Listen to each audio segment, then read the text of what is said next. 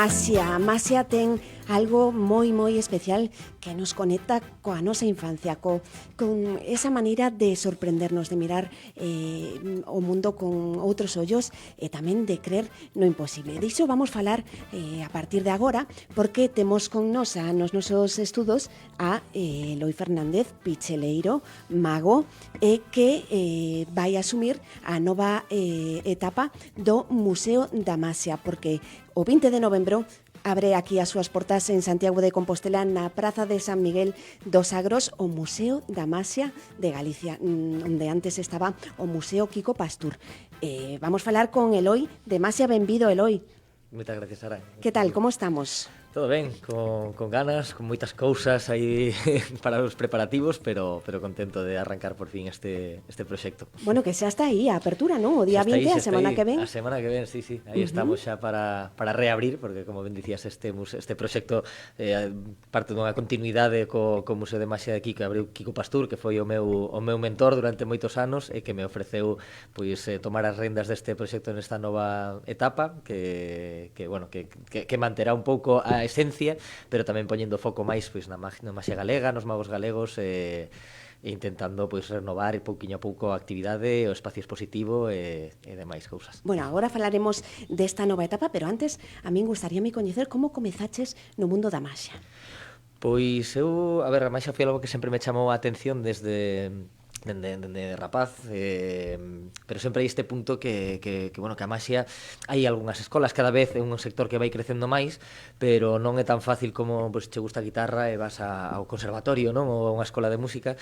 Eu pois lembrome de ter o Masia Borrás de neno, pero bueno, digamos que non considero que eso fosen os comezos, porque bueno, facía algunha cousiña, chamábame bastante a atención, pero para min os comezos reais foi pois na miña aldea, en Salamanca, que a miña nai é de ali, pois o meu primo, que tamén é mago profesional, que teñen unha compañía en Vigo, Magia La Manga, pois o meu primo máis eu coñecimos a un rapaz de ali que facía así xogos con magia con cartas, así sencilliños, pero claro, a nós que, sobre todo, eu xa me chamaba moito a atención e tiña os meus pequenos xogos de cartas, e non sei que, pois chamounos moito a atención e el regalounos, recomendounos un libro de Cartomaxia Fundamental de Vicente Canuto, que é un libro de iniciación a magia con cartas, e con eso pois xa tivemos un pouco esa porta para cruzar, para irse adentrando en ir aprendendo as técnicas, os mecanismos psicolóxicos, ir coñecendo o repertorio, outros magos, e despois, pois unha vez que xa te asomas, pois xa máis doado entrar no mundillo, onde descubrimos que en Vigo había unha asociación de magos, onde empezamos a xuntarnos, xa nos axudaban máis, nos decían, pois mira, pois se queres comprar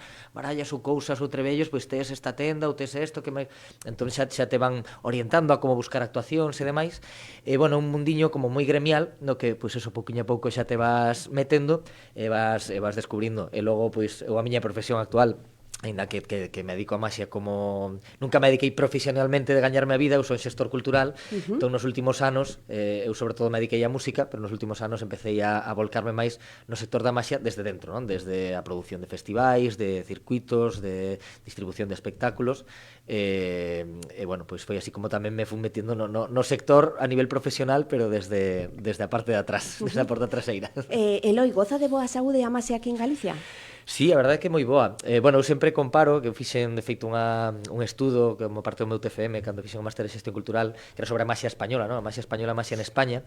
Eu chamaba así porque hai esta dicotomía entre a parte artística, onde sí que a magia española en xeral e a galega en concreto goza dunha grande saúde. De feito, temos aquí algúns dos mellores magos do mundo. Temos e tivemos. Isto é algo moi descoñecido, que España é a principal potencia mundial. Os magos de todo o mundo miran aos magos españoles con admiración pola súa profundidade artística, a súa calidade técnica expresiva, é algo que non coñece moita xente. E en Galicia, concretamente, pois sucede un pouco o mesmo. Temos aquí a grandes nomes como Camilo Vázquez, o Conde de Valdemar, un mago que coincidiu con Houdini, que foi coetáneo dele, que recorreu o mundo facendo magia, agora novas xeracións como Xulio Merino, Sara Rodríguez, magos que están realmente convertíndose en auténticos referentes. E isto, bueno, sí que a veces contrasta un pouco con que a magia como disciplina artística e arte escénico pois está un pouquiño esquecida, non? En parte polos propios magos, que a veces nos falta facer un pouco os deberes, pero en comparación co teatro, co circo, sobre todo, que hai moita comparación, que hai como 20 anos pegou un impulso moi grande de pasar de ser algo moi underground os circos de carpa a ter esa presencia dentro das artes escénicas, pois a maxia sinto que todavía lle queda, ten o pleno dereito para convertirse en un arte escénico con mayúsculas, pero aínda hai moito traballo por facer para que este realmente integrada co resto de disciplinas. Aínda que en Galicia, isto en parte gracias ao Mago Antón e á Asociación de Magos Profesionais de Galicia, isto tampouco sabe a xente, é a comunidade onde a maxia ten mellor consideración a nivel administrativo, social e demais, pois somos a envidia do resto de España un pouco neste sentido. Como picheleiro, de seguro que che fai ilusión pois abrir este Museo da Maxia na túa cidade. Sí. Que ten de especial Santiago para albergar este museo? Pois, a ver, para min o primeiro que Santiago é unha cidade máxica, xa de por sí, non? Home, penso que vou dicir eu sendo de aquí, pero para calqueira que visitou a cidade sendo de fora, eu noto moito, non? Que a xente se enamora da cidade e que ten esa esencia máxica das meigas, pero logo esta paisaxe me gusta moito cando paseo polas noites coa luz laranxa das farolas reflexándose, non? No chan mollado, como esa estampa que conecta moito pois con toda esta tradición máxica que temos en Galicia, Santa Compaña, todas estas cousas, e que en Santiago, nun ambiente desta cidade de aldea grande, pois con tanto movimento cultural, tanto a nivel máis do que son os teatros, o auditorio de Galicia e demais, como a nivel do que é a cultura máis bohemia, underground, no? Nos locais, no ocio nocturno, pois que penso que un cúmulo de cousas que fai que teña esa esencia artística, cultural e máxica, non?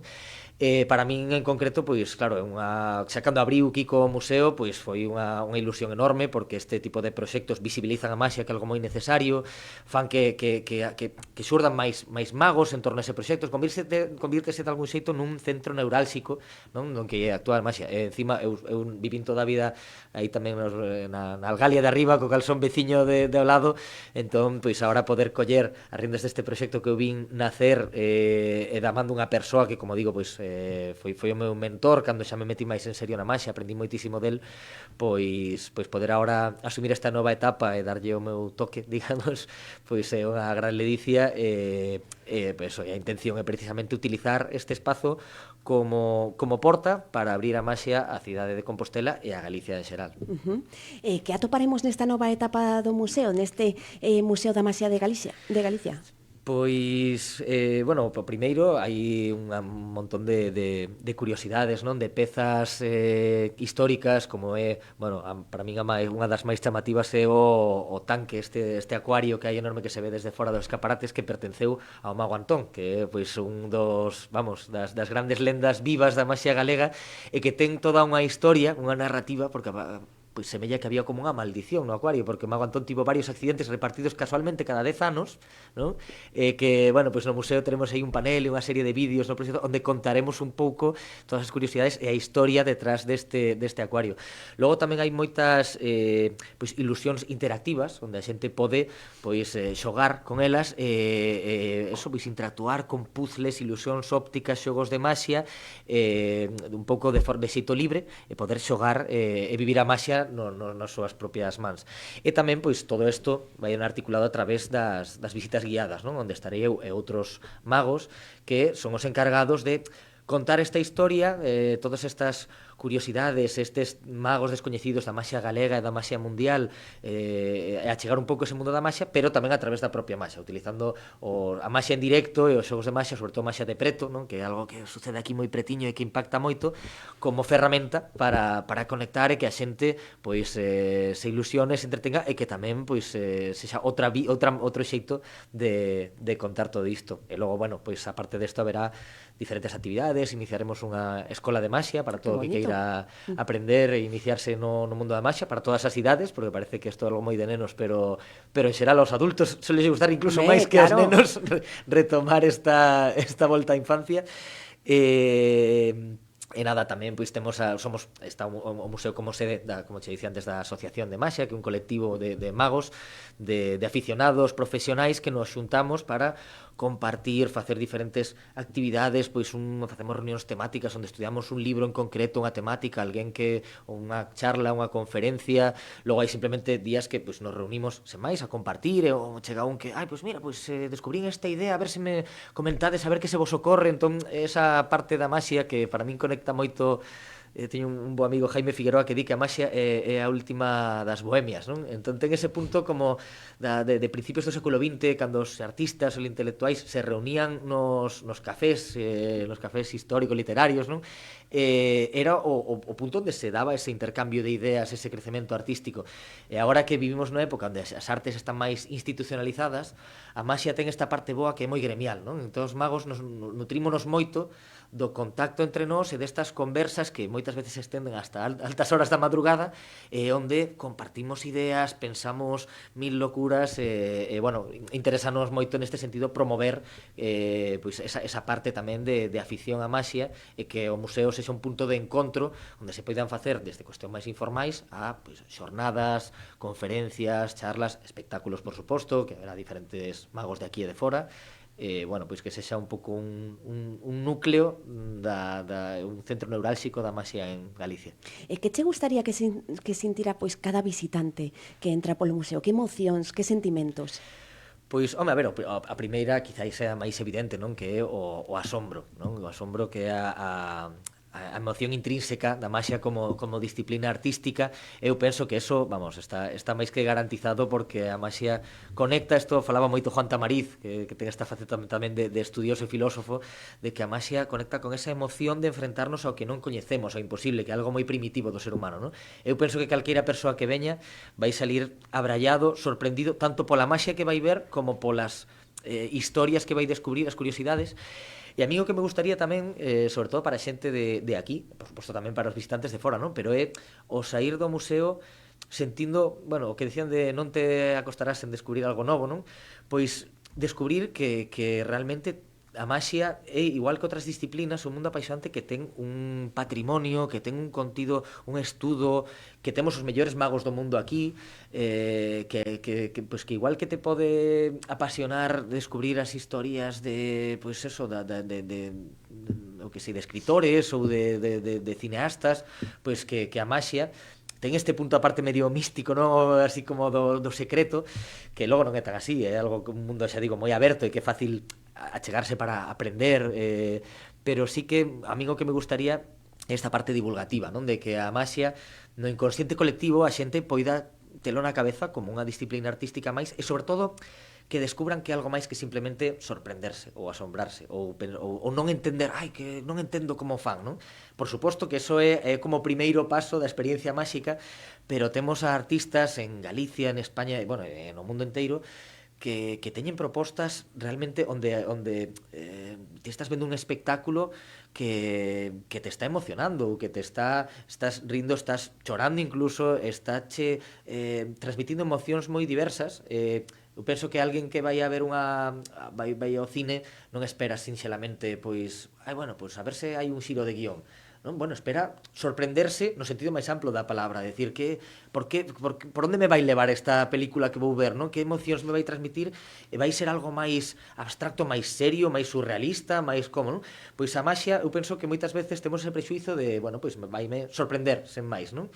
Ou vaime asombrar. E a mí gustaríame que a xente descubra que a maxia é un mundo enorme con posibilidades expresivas infinitas, onde hai artistas tan diversos como persoas, eso, cada un ten a súa propia visión, e hai propostas tan diferentes e tan ricas que penso que merece a pena coñecer. E que é o que máis disfrutas neses momentos máxicos co público? Pois, bueno, depende tamén un pouco do momento, da ocasión. A min gústame cando hai ese punto de conexión, non? Onde había un compañeiro da xeración de Tamariz, que foi un pouco o seu mestre, Arturo Ascanio, que se lle considera o pai da maxia española e que foi un referente a nivel internacional.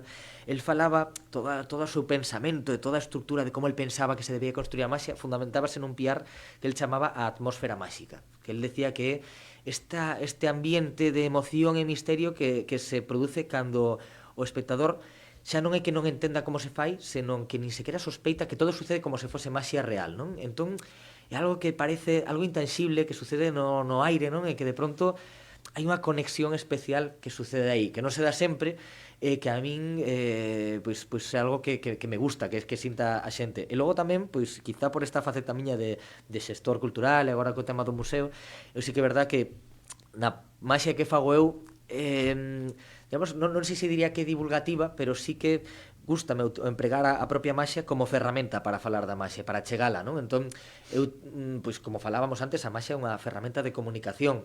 Podes falar do teu mundo interior ou podes facer referencia a outras cousas, e a min, persoalmente, pois, por este interese que me encanta falar da maxia, dala a coñecer, pois, gústame moito que utilizar a propia maxia para dun xeito evidentemente lúdico, artístico, interactivo, sembrar pequenos conceptos, pequenas reflexións que a min me resultan interesantes ou cautivadoras ou inquietantes con respecto da maxia, e a través do propio xogo, da propia obra, pois que o espectador tamén se formule esas preguntas e, bueno, levalo a través desta, pois igual que, volvendo un pouco ao cine, non? Igual que podes ver un biopic, podes, ao final é unha película, sin ser un documental, pois estás indagando na vida dun artista, unha persoaxe histórica, pois a maxia tamén pode ter esa parte de comunicación. A min gustame especialmente eso, non? Que cando sinto que o espectador sae de ver maxia transformado e de pronto se interesa máis, coñece máis, e que un espectador que vai desarrollando pois un paladar, do mesmo xeito que tes a melómanos, non? Que sen ter unha formación musical pois teñen o seu abono para ver os concertos da Filarmonía e saben que van ver artistas diferentes, repertorios diferentes, pois que a xente de pronto teña ese enriquecemento e que sexa capaz de ir desarrollando un criterio e diga, pois a min gústame máis a maxia que fan así, máis cómica nos bares porque me paso moi ben, e hai que non, a min gústame cando fan unha sesión onde pago a miña entrada, estou sentado e sinto que hai unha proposta seria onde o artista me abre o seu mundo interior, non? Gústame moito esa sensación de desarrollar o criterio do espectador, non? E que parte da maxia resulta máis difícil? A creatividade, a técnica, a sorpresa? Pois é unha boa pregunta. A ver, ao final é como todo, non? Que todo depende de onde se poña o foco, e cada artista pois vai no levar a un lado ou a outro, porque ao final o bo da maxia é que é un mundo tan amplio e que integra tantas cousas. Está evidentemente a parte técnica que pode ter peso ou non, porque, por exemplo, pois, evidentemente nas clases pois empezamos con xogos máis automáticos ou máis sinxelos a nivel técnico e non é algo fundamental. Hai grandes magos que non teñen unha manipulación técnica ou que non fundamentan a súa maxia niso, pero a mellor alevan máis a aspectos máis da presentación, da comunicación co público, ou aspectos psicolóxicos. Por exemplo, a maxia, o fundamento real da maxia é a psicoloxía, é o control da atención, pero dun xeito moito máis sutil do que sole pensar a xente. Non é mira aquí e aquí neste outro lado fago a trampa, senón que máis ter a sensación de que non te perdes nada en ningún momento. Entón é xogar cos planos de atención, cos planos de información, toda a parte psicolóxica é fundamental para a maxia, porque xogamos coa percepción, non? Esa é unha parte pois moi complexa, digo complexa, non difícil necesariamente, pero sí que un pozo sen fondo onde podes estar. Eu ainda sigo a día de hoxe, despois de case 20 anos no mundo da maxia, pois profundizando con diferentes libros e incluso pois teorías miñas onde vas entendendo mellor como son todos eses fundamentos. Logo, pois, está a parte da comunicación e da parte de como presentar a propia maxia, non? E como, para min, por exemplo, algo especialmente difícil é coller un concepto, unha idea e plasmalo utilizando a maxia como lienzo, non? Como pincel. Claro. É algo que realmente, pois como penso que lle pode pasar realmente a calqueira artista, non? Que o fácil é, bueno, quero falar disto, bueno, pois falo, pero difícil para min é non falar explícitamente deso, senón conseguir que as ideas emerxan e que se transmitan a través da propia maxia, non? Eso é algo que, bueno, a veces ven a inspiración e tes momentos aí de encontro con ideas, con búsquedas, pero claro, a inspiración, as musas son huidizas, non? Entón é algo, quizás, se tivese que dicir que é máis complicado, quizás sería eso, porque é a veces o menos controlable, non? Esa parte de creatividade que evidentemente como músculo tamén se entrena e se desarrolla e se aprende a desarrollar técnicas, pero aí a veces dependes deses momentos de esta era a idea boa, cando xurde de pronto que dixo, isto choveume do ceo, non? Isto non foi cousa miña. E que podemos ver da túa maxia? Así algún truco que nos poidas adiantar? Pois sí, mira, se queres podemos facer aquí falando así das disciplinas da maxia, pois unha que Tamariz acuñou como verbimaxia, porque era a maxia da palabra, e que el facía moito a través da radio, entón se queres podemos facer algo que a xente pode facer desde a súa casa. Claro. Pois mira, eu traigo aquí unha baralla. O que vamos a precisar é que a xente na súa casa tamén pois busquen unha baralla de cartas. Non ten por que ser española, pode ser unha baralla de póker, baralla española, eu teño aquí a de póker, incluso podenos valer unha baralla do Uno, ou incluso se non ten baralla, pois poden coller unhas tarxetiñas ou algo que tamén nos va a servir para isto, porque vamos a usar, mira, vouche dar por aquí, Sara, 5 cartas vermellas, vale? E 5 cartas negras. Eu vou coller tamén por aquí. Podo ensinalas? Sí, pues vamos, 5 cartas. O importante é que sexan diferentes, entón se son pois cartas do Uno, pois podes que serán amarelas e verdes, se son da baralla española, pois de ouros e de copas. Pero podo ensinalas a cámara, sí. tipo desvelas ou non? Ensinamos así, que se vexa que son vale. cinco cartas vermellas, 5 cartas negras, e o que vamos a facer, vamos a deixarlas así separadas na mesa, e vouche pedir, Sara, que mezcles as cartas, as negras, por exemplo, collen un montón as cartas negras, as 5 cartas negras, separa, colla sí, as 5 negras, deixamos as outras aparte, mezclamos un poquinho as negras, eso é, que se vexa ben, e na casa, pois o mesmo, seguides e mezclades pois un dos paquetiños, vale? Separádelas 5 dun cor, 5 doutro, e mezclamos tamén as vermellas, vale? Para que estén ben mezcladas, e o que vamos a facer é alternalas, vale? Entón, vas a ir collendo, vamos a deixar na mesa os dous paquetiños, as vermellas e as negras. Cara arriba? Sí, cara arriba, eso é. E vas a coller unha das cartas negras e poñela encima da palma da man, vale? Unha calqueira. Eso é, unha das negras. E agora collemos unha das vermellas e poñemos en riba. Vale. Eso é, perfecto, en riba da outra, na man, moi ben. E agora unha das negras en riba, e unha das, eso é, así, unha vermella, unha negra, unha vermella, de xeito que queden alternas, sí? E vermella, negra e vermella, perfecto. De xeito que terémolas alternas por colores. Vamos a escoller cara abaixo. Damos esa volta cara abaixo. Moi ben. E agora imos a facer unha especie de ritual, vale? O ritual vai conseguir o seguinte, Sara. Quero que collas as dúas cartas de arriba, vale? Eso é, collémoslas na man e vamos a dar a volta cara arriba, xirámolas cara arriba e poñémolas encima de todas as demais cara abaixo. Vale? E agora vamos a facer o seguinte, vamos a cortar, collemos un grupo de cartas, poñemos na mesa e completamos o corte, vale? Ou na man, eso, perfecto. E collemos outra vez, e vamos a repetir o mesmo, vale? Collemos as dúas cartas que agora quedaron arriba, damoslle esa volta, poñémolas cara arriba, e agora outra vez, cortamos e completamos. Igual agora aparece unha carta cara arriba ou cara abaixo, aquí vai ser distinto o que pase para cada un. E de feito, agora vamos a facer algo diferente en cada caso, vamos a facer como unha especie de horóscopo, vale?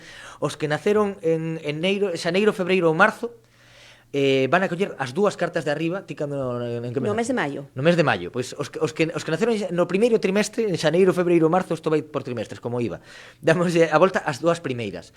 Os que naceron en abril, abril, maio ou xuño, que sería o teu caso, en lugar de dúas vas coller 4. As 4 primeiras cartas, sí, e les das a volta. A todas, a porque todas. Están así. Claro, irán cadrando como cadren, cara arriba, cara abaixo, eso é perfecto. Os que naceron nos seguintes meses, nos de xullo, agosto, setembro, en lugar de 4 collerán 6. Collen as 6 de arriba e danlles a volta. E os de outubro, novembro, decembro, ningunha. Así nos aseguramos que vai ser diferente en cada caso, vale? E unha vez que o temos feito, outra vez cortamos e completamos, ¿sí? Co cal imos tendo un caos absoluto. Totalmente. Claro, eu por exemplo non agora, sei cal está para arriba, cal está para eu baixo. por exemplo agora, Sara, teño, mira, 4 cartas cara arriba. Ti cantas tes? Eu teño 4 tamén. 4 tamén, pois haberá xente que teña 8, sí, que teña 5, que teña as que sexan, ¿sí? E vamos a ir rematando xa este ritual. Entón o que vamos a facer, Sara, o que vou pedir que fagades na casa é ir repartir como se fosen dúas mans de cartas. O sea, vamos a coller a carta de arriba e a poñemos a esquerda. E a seguinte a dereita, irán saindo cara arriba ou cara abaixo, da igual. A seguinte a esquerda, a seguinte a dereita. Imos separando así. Perfecto, moi ben. En dous montonciños, ¿sí? E agora collemos un dos montóns, o da dereita ou da esquerda, o que queiramos, aquí non me meto nas inclinacións políticas de cada un, collemos ese montón, damoslle a volta e o poñemos en riba do resto, ¿sí? De xeito que quedarán ahora todas xuntas, ¿sí? E fixemos aí un batiburrillo, incluso podemos mezclar un poquinho así nas mans, se queres, Sara. Aí, perfecto.